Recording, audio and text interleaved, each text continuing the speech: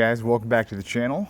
Today we are not working on the WRX, but instead working on the seat that used to be in the WRX. So now that the WRX has a race tech seat and the Sparco seat is out, I've sold that Sparco seat. I've also taken the seat that was previously on my racing sim setup, put it back in the car that it came out of, the E30, and now I'm trying to get it, this seat, onto kind of the wooden sim racing setup. So today we're going to try to see if we can make some mounts for the factory WRX seat and get that mounted to the sim racing rig. So let's see what we can pull off here.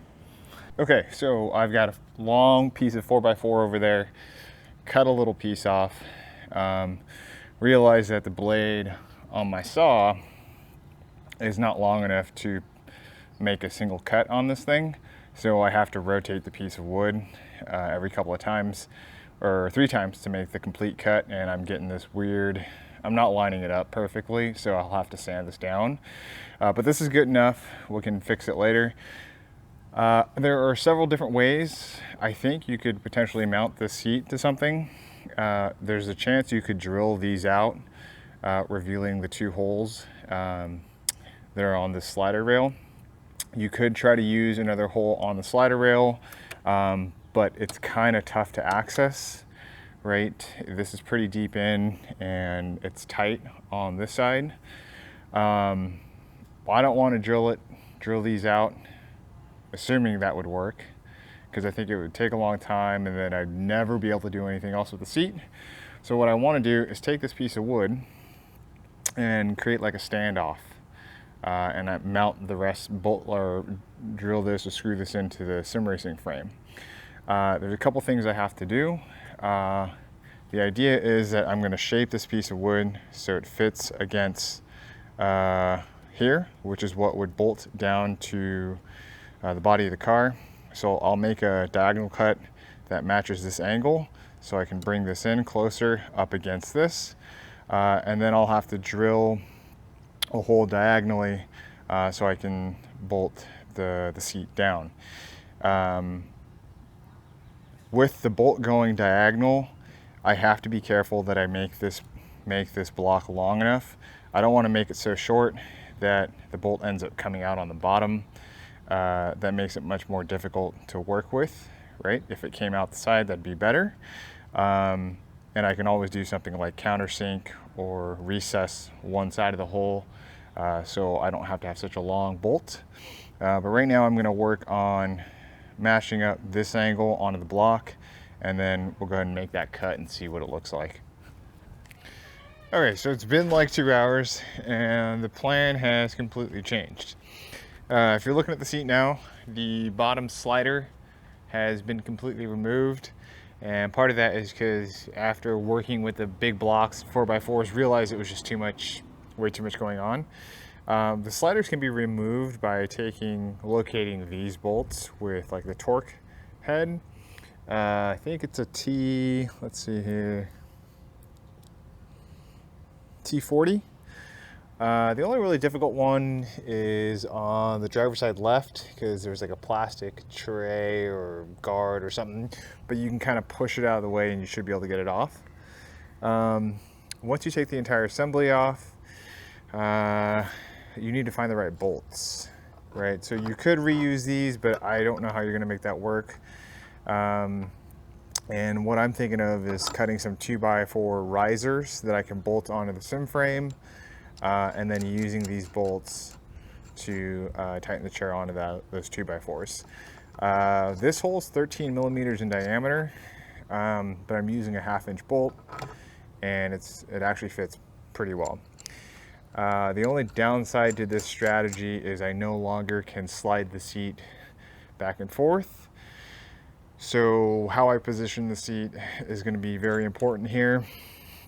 However, the seat does go up and down, and because the way the seat goes up and down, it actually pushes the seat forward and backwards as you raise or lower the seat. So there's a little bit of adjustment there, but I think we're going to try to nail it first before we get the position correctly or nail the position correctly before we screw everything together. So right now I'm going to make some risers, which would be pretty easy. Drill the holes for said risers and then bolt them on. Then we'll take the seat upstairs and put it onto the sim rig and kind of find a good position for it. Okay guys, we're inside, and as you can see, the seat's gone from the sim rig. That's already been reinstalled into the E30. Here we have the blocks that I was working on earlier today. And as you can see, they're not the same height.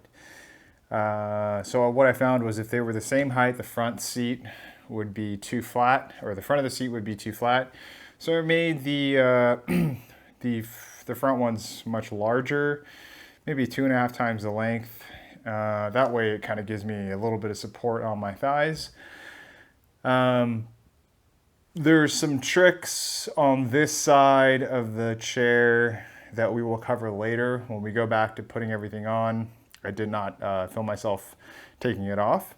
But what I want to do right now is get the seat up onto the rig, see if it'll actually line up with the slats that I have running across that were for the previous seat, and then work on centering the seat to the steering wheel, just lining everything up roughly before I actually secure these to the slats. Then we'll go back and put all that plastic stuff that you see on the far side back onto the side of the seat, and I'll kind of explain what had to be done on that side. So let me get to work here and be back in a second. Okay, the seat's on. Everything's bolted in. It's not pretty. I had to use a bunch of these like L brackets to hold things in place. Normally what I would have done, and I sort of did it here, is drill 2 long screws through this riser into the kind of like plank here. That's how it was done everywhere else in the rig. Part of the problem here is that I can't drill from the underside, and with the seat on, I can't drill from the top down. So there's a little bit of guesswork here. Other issue here is that these risers are really long. So it was kind of too lazy to kind of like do like a drill down with a bit so that I could maybe use a shorter screw. On the inside, what I did was I drilled at an angle through this kind of riser into the plank below at an angle. I could have also flipped the entire thing over on its side and drilled from the bottom up. Again, lazy. So this will do. It's sturdy. It's not going to move.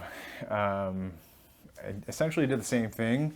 One of the things to note here is that these risers are bolting from the outside of the seat in, and on the other side it's slightly different. So let me go ahead and move the camera here.